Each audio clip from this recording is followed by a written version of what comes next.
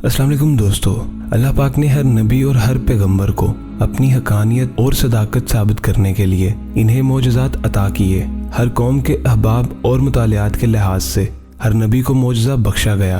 हज़रत मूसा अलैहिस्सलाम को असा जादूगरों को ज़ेर करने के लिए दिया गया।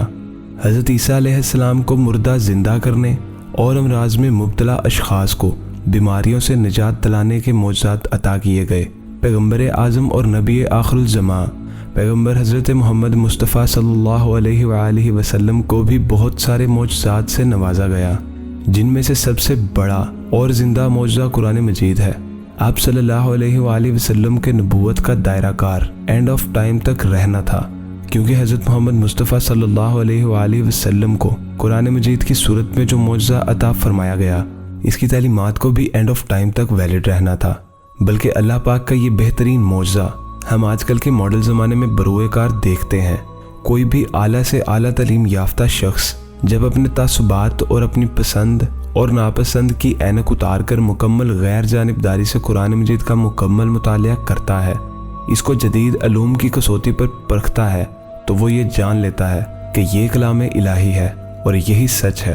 और तारीख़ ऐसी बेमिसाल मिसालों से भरी पड़ी है कि जब किसी साइंटिस्ट, किसी डॉक्टर या जब किसी आला तालीम याफ्ता शख्स ने कुरान मजीद की तालीमात को चैलेंज करने के लिए इसका मुतालिया शुरू किया, तो वो उसकी हक्कानियत मानने पर मजबूर हो गया और इस्लाम कबूल कर लिया।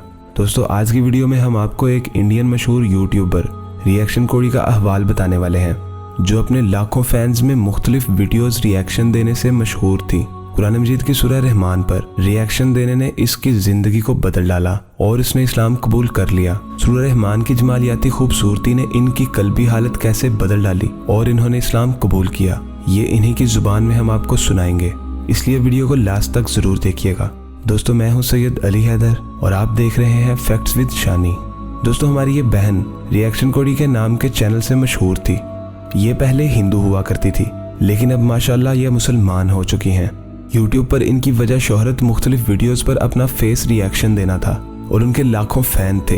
इनके बकौल इनके फैंस इन्हें मुख्तलिफ वीडियो भेजा करते थे और फरमाइश करते थे कि इस पर अपना रिएक्शन दिखाएं। एक दिन ऐसा हुआ कि इनके एक मुसलमान फ़ैन ने इन्हें सूरह रहमान भेजी और इन्हें रिएक्शन देने का कहा। सूरह रहमान की तिलावत ने इनकी ज़हनी और कल्बी हालत को कैसे तब्दील किया, इन्हीं के अल्फाज में सुनिए। एक दिन मुझे एक रिक्वेस्ट आता है फ्रॉम माय सब्सक्राइबर्स या व्यूअर कि कोई मैं एक इस्लामिक सूरा पे रिएक्शन दूँ। आई थिंक वो सूरा रहमान था। पहली बार जब मैंने सूरा रहमान पे रिएक्शन दिया, तो मैं रियली बता रही हूँ दोस्तों, जो रूहानी सुकूनियत उस रिएक्शन के दौरान मुझे मिला ना दोस्तों, मतलब क्या कहूँ, I was like really mesmerised होता है। ऐसा एक फीलिंग आया मुझे उस दिन कि जैसा दुनिया में कभी फील ही नहीं हुआ। हमारी ये बहन कहती हैं कि सूरत सुनने के बाद इनका जहन बिल्कुल बदल गया और इन्होंने इस्लामी स्कॉलर के बयानात को देखना शुरू किया और इन पर रिएक्शन रिकॉर्ड करवाने शुरू कर दिए। एक दिन इनकी आंखों के सामने मौलाना तारिक जमील साहब का एक बयान गुजरा, जिसका लबे लुबाब था मौत का एक मंजर, और उनके बकौल यही वो दिन था जिस दिन इनका तजस्सुस अपने इख्तिताम को पहुंचा। इन्हें कायनात की सबसे बड़ी सच्चाई, अल्लाह और उसके रसूल और दीन इस्लाम के बारे में सोचने का मौका मिला। और ज़्यादा सूरा पे करो। फिर मैंने सूरा मुल्क सुना, सूरा निसा, बहुत सारे सूराज पे भी मैंने सुना। जैसे होता है ना, रिक्वेस्ट आते हैं तो पहले तो कोई भी रिएक्शन चैनल होता है, they will search on that video. तो मैं ऐसे ही इस्लामिक बहुत सारे वीडियोस ऐसे सर्च कर रही थी। फिर एक दिन मौलाना तारिक जमील सर के मौत का मंजर का बयान सुनी मैं, ओके, एंड दैट टू उसमें मैंने रिएक्शन दिया था। तो वो सुनने के बाद ना मेरे को ऐसा लगा कि बचपन से जो क्वेश्चन का मैं आंसर ढूंढती हूँ वो काफ़ी हद तक मुझे मिला इस बयान में। बेसिकली मैं बचपन से ये सब सोचती थी कि आफ्टर लाइफ क्या होता है, आफ्टर डेथ, अगर डेथ तक ही सब कुछ है तो फिर तो मैं कुछ भी गुनाह कर लूँ इस दुनिया में, मुझे कुछ होगा ही नहीं, है ना दोस्तों। वो कर्म इस दुनिया में होगा, फिर बाद में क्या है ना दोस्तों। तो मुझे यही क्वेश्चन का डाउट रहता था कि there has to be something beyond death. Death के बाद होना कुछ ज़रूर इम्पॉर्टेंट है ना दोस्तों, क्योंकि ऑब्वियसली डेथ के बाद अगर कुछ है ही नहीं तो मैं क्यों इम्प्रूव हूँ, क्यों एक अच्छे इंसान बनने की तलब होगी भी क्यों मुझे, है ना दोस्तों। तो ये सब बयान सुन के मेरे को काफ़ी हद तक मेरा जो कॉन्सेप्ट था साइंस को लेके, फिर द क्रिएटर को लेके, काफ़ी हद तक सॉल्व होने लगा मुझे। दोस्तों, यही था इस हमारी बहन का इस्लाम की तरफ सफ़र का अहवाल। दुआ करते हैं अल्लाह पाक हमारी इस बहन को साबित कदमी अता फरमाए और उनके चैनल को दीन इस्लाम की तरवीह और तस्बीह का जरिया बना दे। तमाम सुनने वाले इस दुआ के जवाब में कमेंट में आमीन ज़रूर लिखिएगा। दोस्तों, ये लड़की एक सादा सी थी जो हक और सच की राह तक पहुंचना चाहती थी। अब हम आपके सामने ऐसी मिसालें पेश करते हैं जो लोग आला तालीम याफ्ता थे और इस्लाम के खिलाफ तासुब रखते थे और सिर्फ दीन इस्लाम और कुरान मजीद को चैलेंज करने के लिए इन्होंने इसका मुतालिया शुरू किया तो इसकी हकानियत को मानने पर मजबूर हो गए। मुमताज़ सऊदी आलम शेख अल हरीफ कहते हैं कि मैं यमन गया और शाह अब्दुल मजीद ज़िंदानी से मिला जो एक आलिम दीन है, और इन्होंने कुरान मजीद के आलमी एजाज़ और उसके साइंसी तजुर्बात जो कुरान मजीद की तस्दीक करने पर मजबूर हैं, इन पर काफ़ी काम किया हुआ है। मैंने इनसे दरियाफ्त किया कि कोई ऐसा वाक़या बताइए कि किसी ने कुरान मजीद की कोई आयत सुनी हो और उसने इस्लाम कबूल कर लिया हो। इन्होंने कहा बहुत से ऐसे वाक़यात मौजूद हैं। काफ़ी अरसा पहले की बात है कि मैं जद्दा में एक सेमिनार में शरीक था। ये बायोलॉजी और इस इल्म में जो नए इंकशाफात हुए हैं इनके मुतल्लिक था। एक अंग्रेज़ प्रोफेसर का कहना था कि इंसानी असाब जिनके ज़रिए हमें दर्द का एहसास होता है, इनका ताल्लुक महज हमारी जिल्द के साथ है।